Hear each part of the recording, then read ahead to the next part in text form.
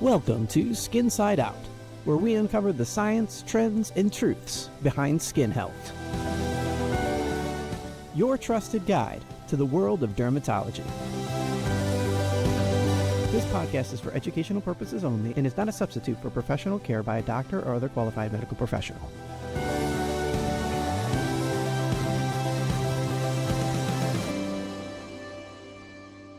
Welcome to Skinside Out, where science meets beauty. I'm your host, Dr. Zain, with Heather and Courtney. Did you know that 1 in 5 Americans will be diagnosed with skin cancer before the age of 70? I can believe it.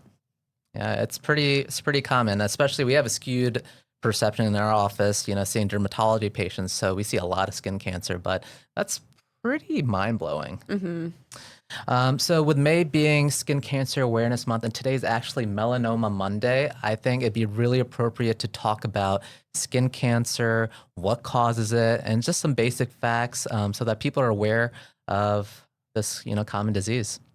Yeah, so to kind of give you an overview, we'll touch on each of the types of skin cancer. So basal cell carcinoma, we might refer to it as basal cell. Squamous cell carcinoma, same, we might refer to it as squamous cell, and then malignant melanoma. So we'll touch on the features of these different types of skin cancers, their etiologies, so like the causes or triggers, risk factors. We'll also touch on the pathogenesis, so how those skin cancers form, as well as how we diagnose them.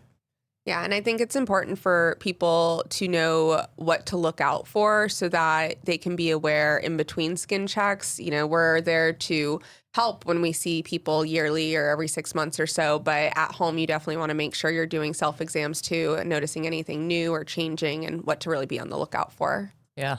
So let's get into the most common type of skin cancer, basal cell carcinoma. So basal cell carcinoma is the most common type of skin cancer. And fun fact, it's actually the most common cancer in humans. Yep.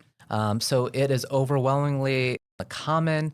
And the good thing is that it is easily treatable and detectable. But, just to look at those stats, that's pretty incredible.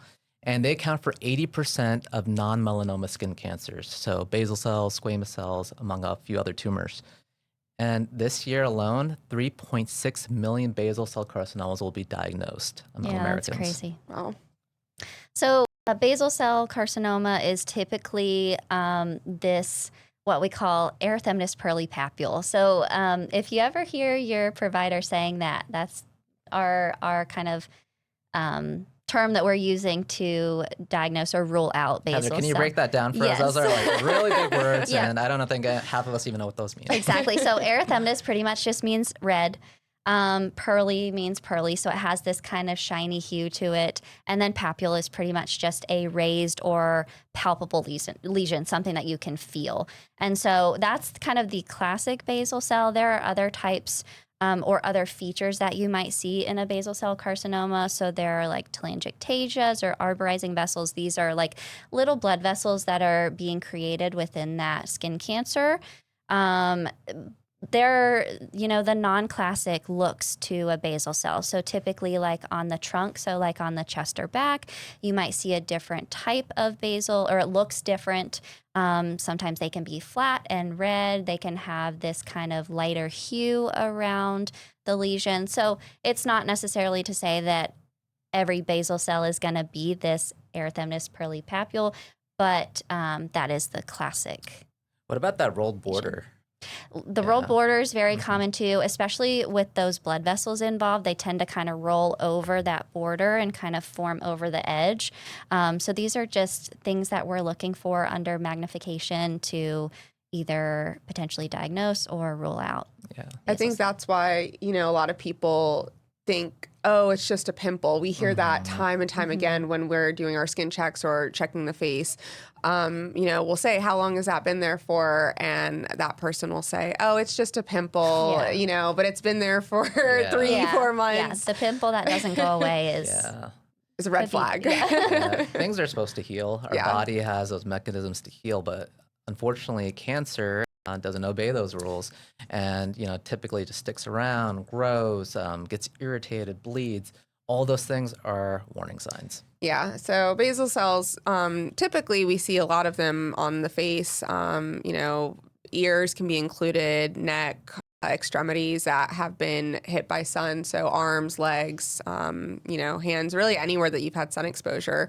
But there is also that genetic component to those basal cells as well. So sometimes they do come up in areas that don't get any sun exposure.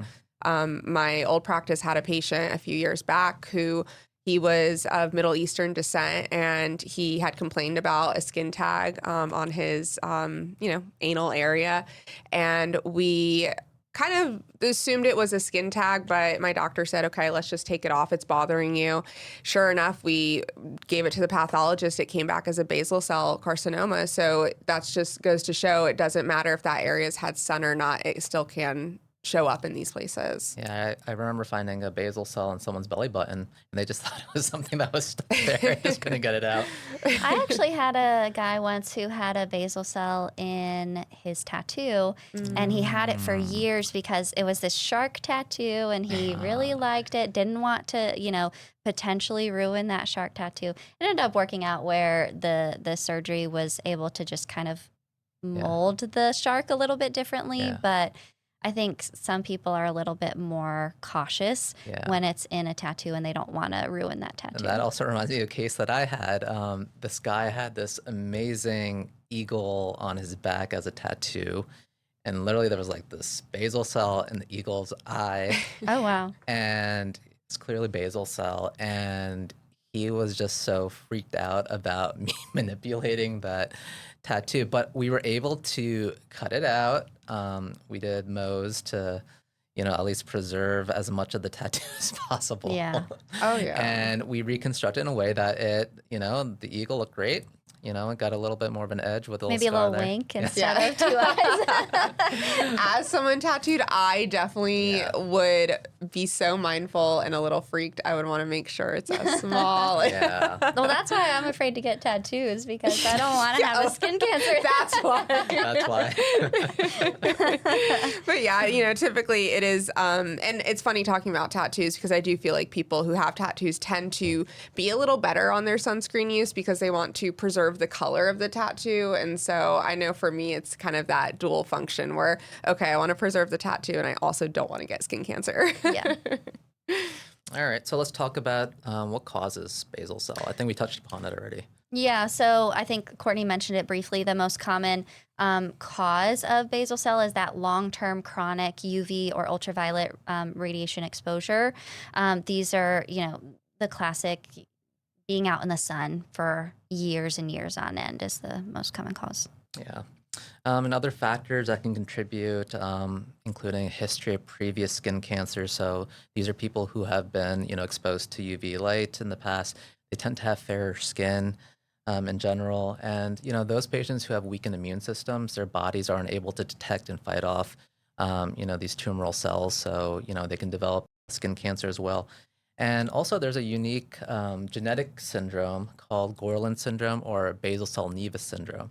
And I actually had a patient with this. He was this young guy who was just had like 20 or 30 basal cells already. I'm like, this is so weird. Like, have you ever gotten this checked out? And he's like, no, I just keep getting them. And then I knew some of the other features of basal cell nevus syndrome. I'm like, hey, did you ever get these like jaw cysts by any chance, a lot of dental work? He's like, yeah, I got them all the time. And like, just kind of piecing all the piece of the puzzle together. And, we made the diagnosis of Gorlin syndrome. And the nice thing is that like, he's aware that he's going to be in for a lot of potential future skin cancers, getting screened regularly, having low threshold to biopsy. So that really helped him. And he's just a young guy. He wasn't even 30 yet. That's really interesting. I had a patient once that had at least 5 basal cells on his scalp. Now, this was at my previous practice, and I was kind of, transitioning to moving back to North Carolina, but pretty much had to have most of his scalp kind of reconstructed and grafted. And so I'd be curious to see kind of where he is today and if that was, a possibility. And it's cool because we actually know the reason of that genetic mutation. And like the sonic hedgehog patch pathway that we learned about. And there's medication that actually target it and actually can be very effective for reducing the incidence of basal cell carcinoma. We had a patient on one of the medicines that you had mentioned because, again, a young guy and just completely covered with these basal cells, and you're nonstop cutting. So Yeah, so that hedgehog pathway is pretty much responsible. So it's a gene pathway that's responsible for tissue homeostasis, stem cell maintenance, as well as tissue and cellular growth. And so when you have that mutation, which is common for basal cells, that creates that growth and the tumor formation. Yeah, it's a pretty cool pathway, and I loved learning about it for boards because they love asking questions about They it. really do. So you might hear some of those medications be called hedgehog inhibitors. That's cute. It's literally named after Sonic the Hedgehog. Yeah. the nice thing about basal cell carcinomas are that typically these are going to be slow growing skin cancers, so they don't tend to metastasize like something like a squamous cell might, or you definitely more at risk with melanomas. So they're typically slow growing, easily treated, pretty localized. So those are all good things when you're dealing with cancer. Yeah, the problem is when you neglect them. Yes. So unfortunately, we see those patients who, like leave these growths like unchecked. Those nursing home patients, unfortunately, were neglected. And these things can grow and cause a lot of local devastation to tissue.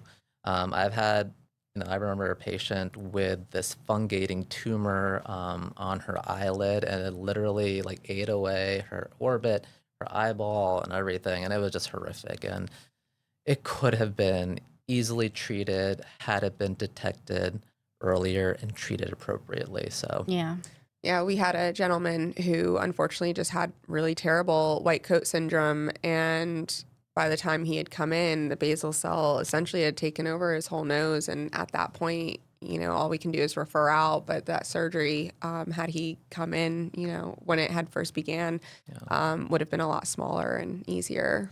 Yeah. And, it can affect structures deep in the skin, nerves, can lead to nerve pain, paralysis.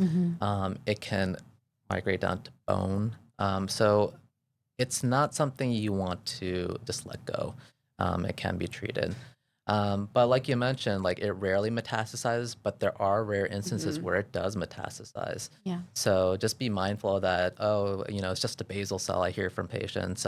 But, sometimes, it can be devastating. Yeah. And to segue into how we test for those basal cells, kind of just going back to that white coat syndrome, it's actually a really easy procedure that is done to test for those cells. So a skin biopsy is typically what your provider will do for you if they see a spot that looks suspicious for any skin cancer. And the process for that is relatively easy. The area is locally numbed, usually with lidocaine, or some other numbing agent if you have allergies to lidocaine. Then at that point, your provider will just shave off that top layer of the lesion, and then we send that off to the pathologist. So you're left with almost like a little scrape, a little wound that you take care of for about a week with some Aquaphor, Vaseline, bandage. But it's a very easy procedure. Takes no more than a few minutes to do. And most times by the time it's over, people say, oh, that was nothing.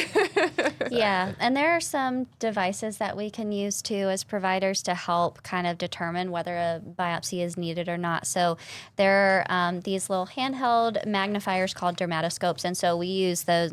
I use mine all the time, especially during a full body skin check or looking at something that a patient's worried about. And that really just allows the provider to look at the lesion in different ways, look at it under different lights, to kind of see those features, that erythematous polypapule or those blood vessels, those classic features that we're looking for. Or we might look at something and, it doesn't really have any of those classic features. And then that's another red flag that might warrant a biopsy too. Yeah. I mean, I feel like dermoscopy is almost becoming standard of care in dermatology. I know some of the old school docs haven't necessarily embraced it, but in training, when I was in residency, dermoscopy was so vital.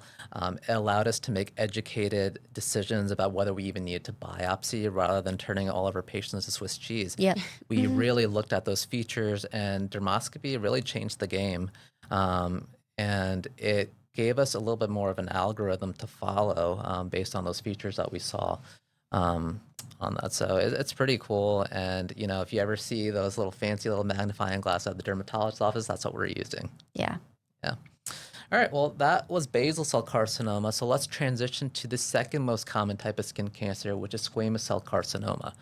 So SCC, as we'll refer to as well, there are 1.8 million cases diagnosed in the U.S. every year. So that's also a ton of patients.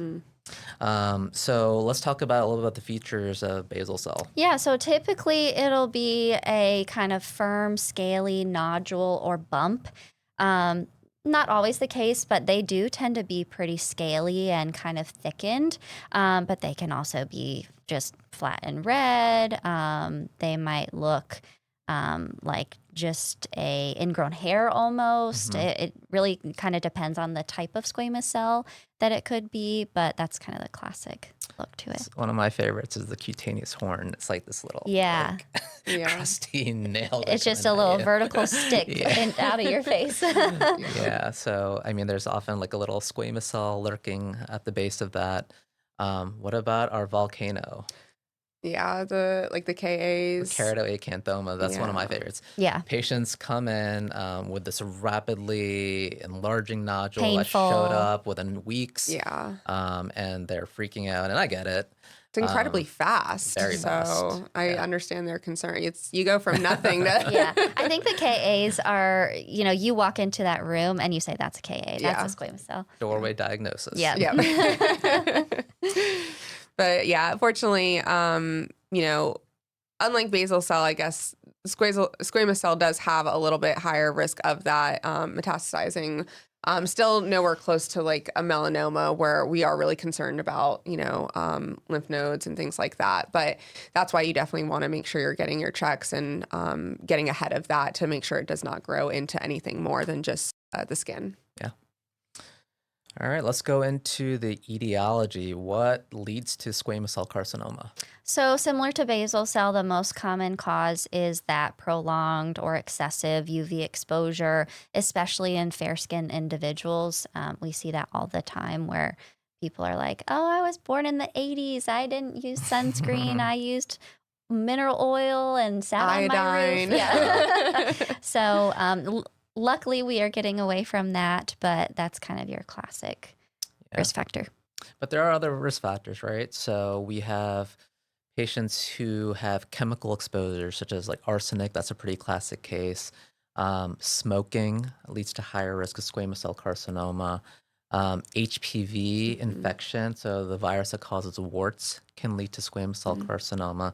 And then it's having like a weakened immune system, like transplant patients who are on chemotherapy, HIV, that type of thing. So there are a lot of potential risk factors. Yeah, even like CLL, so chronic, CLL, chronic lymphocytic leukemia. I've seen a lot of squamous cells in those patients too. And also wounds, chronic wounds can lead to squamous cell carcinoma. That constant inflammation leads to transformation of those skin cells, and that can lead to squamous cell carcinoma. And I think to speak on that, that's why sometimes patients tend to disregard those new lesions. They say, oh, well, this was a cut that I had. It's just not healing well, or and those are those red flags, again, that we're looking for. Yes, it might have started as like a little cut or wound, but it provides that environment for that squamous cell to grow. Yeah. So similar to basal cell carcinoma, we have a well-known genetic pathway that leads to these squamous cells. Can you tell us a little bit more about that, Heather? Yeah, so most commonly, there's this TP53 suppressor gene, and that when that gets mutated, it can lead to these squamous cells. So this TP53 is responsible for regulating cell growth, cell repair, and survival. And so when you have that mutation, a tumor is likely to form. Yeah. And I don't know if you've seen or heard about the pyrimidine dimers that form from the UV damage. So that's literally happening on the molecular level. And what's really cool because we can actually see how that's translating into these genetic mutations leading to the skin cancer, which is really cool because we actually see the precursor, which is an actinic keratosis, also known as precancers, which can evolve with increasing mutations to actually form the tumor. So it's really interesting to see that whole like transformation happen. Yeah. With kind of going off of that, with those AKs, the actinic keratoses, some of them will develop into squamous cells, not all of them. And that's why we definitely want to treat them versus letting them go and potentially turning into that squamous cell or basal. Because you never know when they're going to transform. Yeah. That's the scary thing. Yeah. And as mentioned before, it can go into the deeper layers of the skin. And, that's why it's funny. I feel like I have definitely, even in this last week, heard of several stories of people's parents who have had squamous cell that has metastasized. We had that patient earlier today. Her father had passed away from that, unfortunately, many years back. And I think as we get better at detecting and spreading awareness, less people are having that happen because we're able to catch things earlier. Yeah. So, to reiterate that too is the biopsy, just like we explained for the basal cell, is typically how we'll catch those squamous cells. So that's why the skin exams are so important, especially if you have that family history or that personal history. Yeah, and with that dermatoscope, just allowing your provider to use that tool to see certain features to know if it's a risk or not. Exactly. And, not all squamous cells are the same, right? So there are squamous cells that are more aggressive than others. Typically those that are found on the head and neck, on mucosal surfaces such as the lips, also the tips, like your ears. So they have higher risk of potentially metastasizing. So, that's something to take note of. A good rule of thumb that I've always heard my providers go by is if it's not healing within that 4-week mark, once you hit that 4th, 5th week, if that spot is still there, okay, maybe you think it's just a pimple or just a cut, you banged your hand on something. But at that 4th week, if it's still there, you should go get it checked out with your provider. All right, so now that we talked about the non-melanoma skin cancers, we're going to move on to the biggie, melanoma. So melanoma, as you may have heard, is the most deadly form of skin cancer.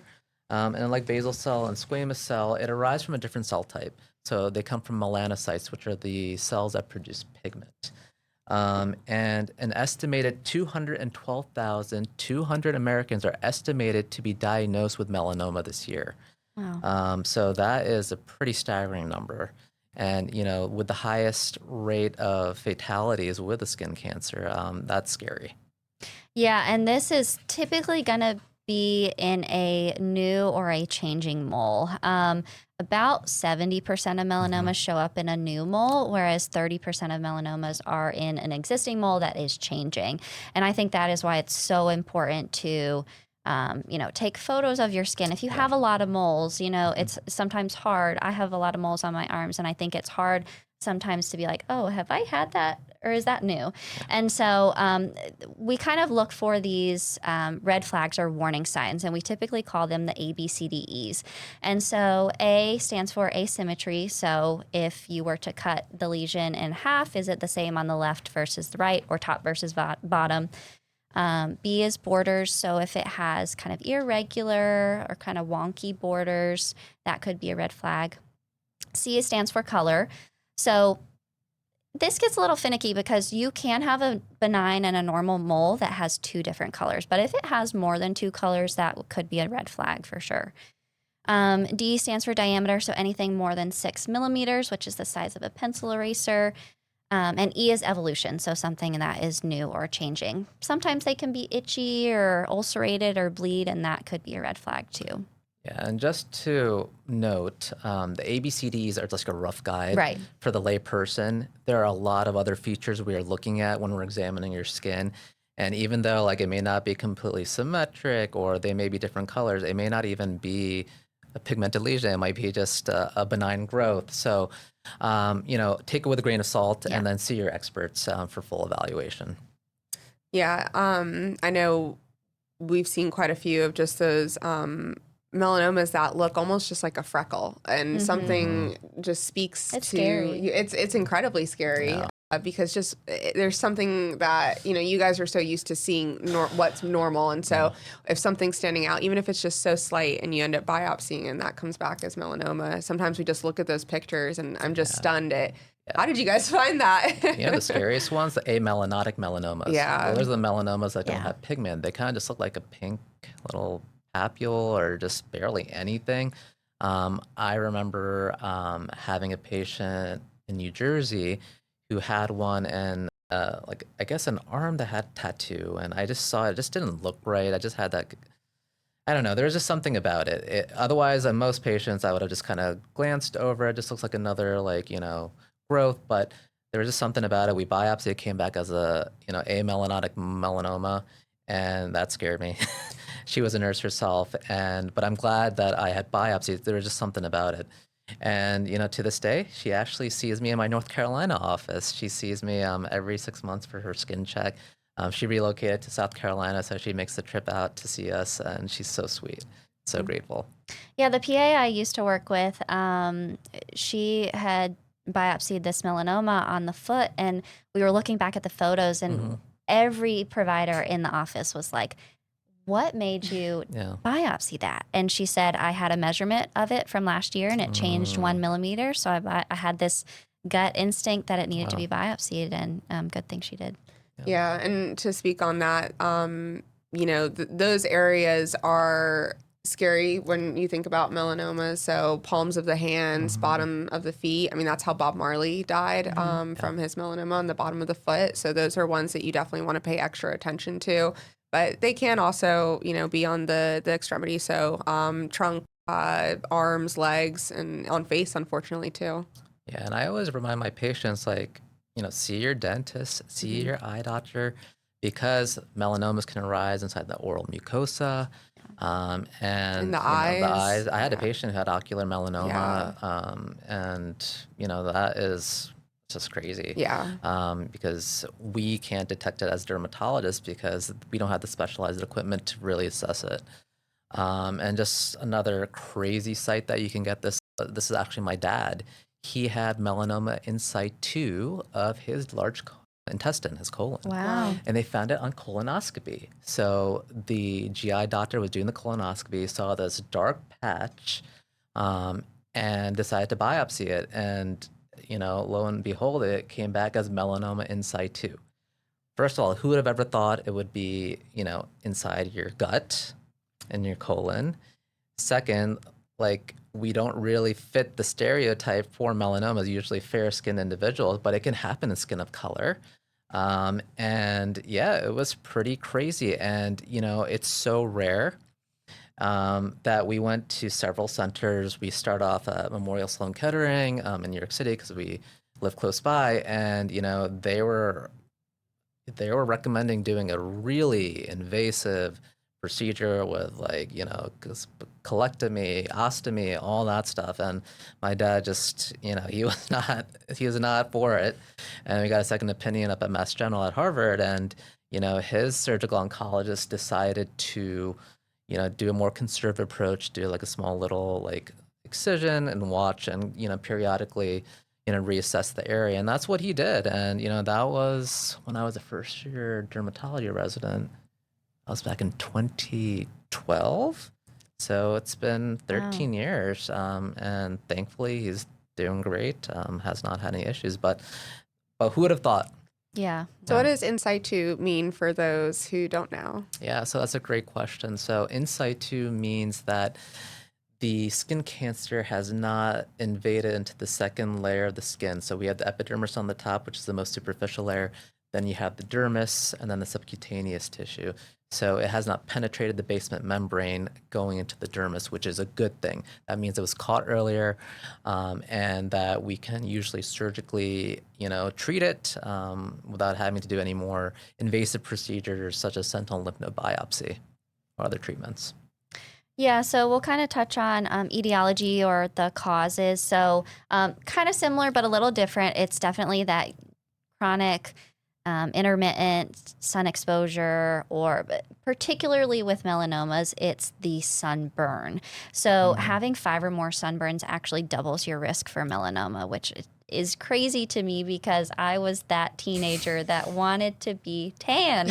My poor mom Did was you ever get tan? No, it was always a burn, which is why it scares me so much. Yeah. My poor mom, I hope she's not listening right now, but she was always like, you have your sunscreen on, right? And I'm like, yep. And of course I put like tanning oil, SPF 5 on. Oh my and God, then you were a bad girl. Who would have thought? At least I didn't go to a tanning bed, but I even had my worst sunburn was right before senior year spring break.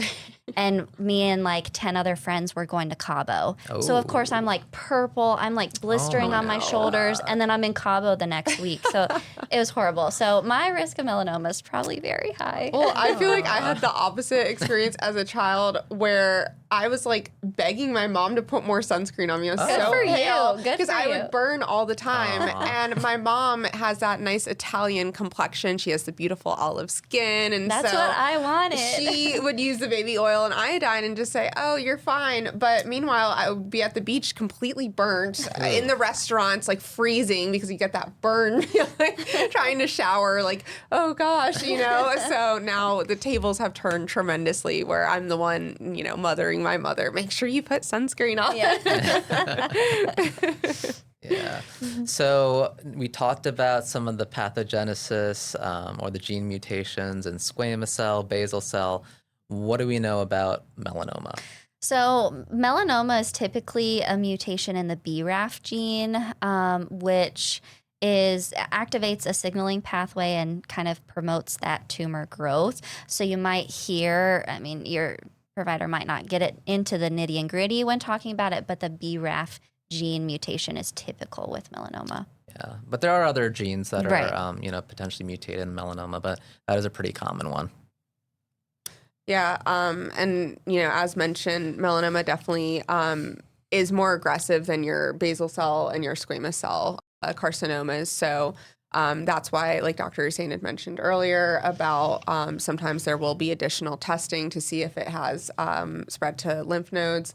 And they'll usually stage it, which, you know, the pathologist will send to us, so we're able to see exactly kind of where that lies. Yeah, and because that melanoma arises from the mutation in the melanocytes, so the cells that are forming that melanin, anybody technically could get melanoma, but it's definitely more likely in your fair skin individuals. And I like to kind of describe it to like my darker skin types or skin of color patients, that their skin or their melanocytes kind of act as umbrellas. And so it has that extra melanin in it to help protect, whereas us like fair skin individuals don't have that umbrella.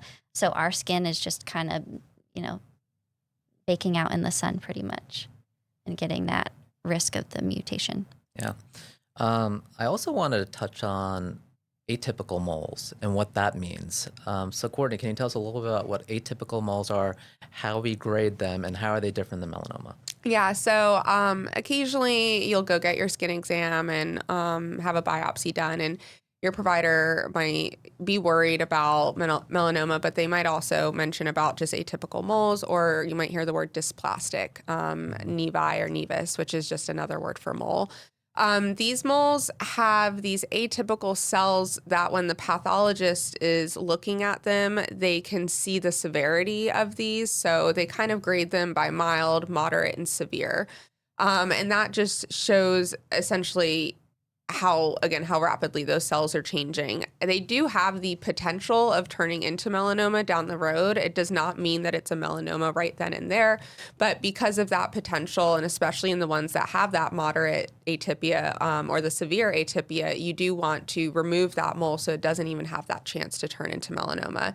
I actually had a dysplastic mole with severe atypia removed right on my arm, and we went in and took a couple millimeters around the area and surgically excised it. But people who get those atypical cells or atypical moles typically, I feel, tend to get a couple or a few. I mean, when providers are looking at your moles, your moles might look different than other people's moles. What's typical for you is not typical for everyone. So they're able to get a good layout and see what's your typical mole.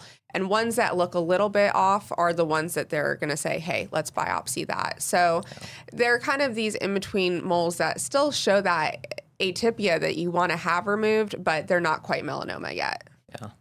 And I like that you pointed out that, people may have really funky looking moles, but they're normal for them. That's their signature kind of mole. So some people are just, oh my God, all my moles look really weird. Do I have to take them all off? I'm like, no, because that's just how your genetics plays a role into that, and just how you just produce moles. It's just a pattern that we see. So it's all taken into context. Yeah. Sometimes, I'll notice you guys go back, there's a spot maybe on the back that you're unsure about, but you continue checking. Let's see what that normal mole looks like. Let's get a good mean. And then going back to it to say, okay, maybe we do need to take that off, or, okay, that is your typical mole. Yeah, I do that a lot because sometimes I tend to look at the back. That's one of the first places that I look. And there's a lot of, you might look at this, what looks like an abnormal mole, but then as you go through, like you were saying, and you're like, oh, well, this might be your typical mole. Yeah. Do you use your dermatoscope when you're looking at moles? I do. I always do. I probably use it on every mole that I see. Yeah. I'll vouch for her for that. That's why you're always running behind. No, that's good. It's a great tool that you can use. And then how do we typically diagnose it?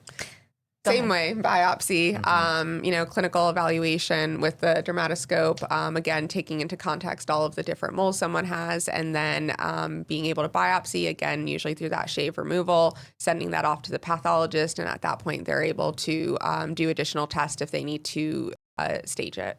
Yeah. I think the biggest difference between pathology of a melanoma versus other skin cancers is that Breslow depth that they're looking for. So that is something that the pathologist will document on, because we want to see how deep into the skin is that melanoma. Yeah, and that will gauge how severe, that melanoma is, and what the next steps are, staging, whether we need to do imaging and what type of treatments, whether we need to, do immunotherapy, radiation, chemotherapy. So a lot of that hinges just based on getting that Breslow depth and just making sure that you biopsy it correctly so you can get that information. Because if you transect it or go through the mole and don't get the full depth, we don't get the full picture. Right. Yeah. So the nice thing about melanoma, if there isn't, is that if you catch it early, you can have over a 99% 5-year survival, which is insane. The problem is when you don't detect it early enough and it spreads to the lymph nodes, your survival drops down to like 75%. And if it spreads to distant organs with metastasis, you're looking at 35% survival rate, and that is pretty grim. However, with the new immunotherapies and other treatment advances that we have, people are living longer, but still you don't want to get to that point, right? You want to detect these earlier and treat them surgically and just, eliminate that risk. Yeah, I know. I don't know if there's any Real Housewives fans that listen, but one of the housewives, Teddy Mellencamp, is struggling with that right now, where she did have that melanoma metastasize, and it did metastasize to the brain, and she had a few tumors, which fortunately they were able to take out. I think she said 4. And so she's struggling with that right now, and it's just incredibly sad. She's young. She's in her 40s. She has 2 or 3 kids, and her story has just been really interesting to follow along with. And I, think she's using her platform really well and encouraging people to get those early skin checks and don't put it off. And if you notice anything new or changing or weird, just, go ahead and get it checked. Yeah, melanoma is actually a pretty common cause of death in younger individuals because unfortunately we're seeing it more and more common in younger folks. And, I've seen a teenager with melanoma. And I just feel like it's probably due to better detection, but also people are tanning, people are doing those kind of risky behaviors that can lead to increased risk of melanoma. All right, so I think that we have talked about melanoma quite a bit, but I also wanted to point out that there are other type of skin cancers, not just basal cell, squamous cell, and melanoma. There are rarer tumors. There is DFSP, or dermatofibrosarcoma protuberans. Say that 10 times fast. Sebaceous carcinoma. There's porocarcinomas. There's a lot of different types of rare skin types, Merkel cell, which can be very deadly, which we may touch upon in a future podcast. But for all intents and purposes, I think focusing on these three is important because these are the ones that you may come across, in real life. Mm-hmm. Yeah. So I think this discussion on these different types of skin cancers has been really important to get the word out. Especially among younger individuals, what to look out for so that they can keep themselves safe and healthy. Yeah, and just a reminder to get your yearly skin check. If you haven't already, wear your sunscreen, which we'll actually touch on at our next episode. And just, if you're worried about something, just to have a provider take a look. Yeah. The biopsies really are not that bad, and you would much rather have a small biopsy than, lead to something much worse like a big surgery or things like that. So, okay. Well, thanks for joining us on this episode. Hopefully you liked it. Please like and subscribe. And until next time, Skinside Out. Thanks for listening. This episode of Skinside Out is complete. If you enjoyed today's episode, don't forget to subscribe, rate, and leave a review wherever you listen to your podcasts. For more tips, updates, and behind-the-scenes content, be sure to see what fun we're up to on TikTok. Follow us on Instagram and Facebook at Nor Dermatology and Aesthetics. Check us out online at norderm.com. Discover why our patients give us 5 stars on Google. Call us today at 919-617-0717.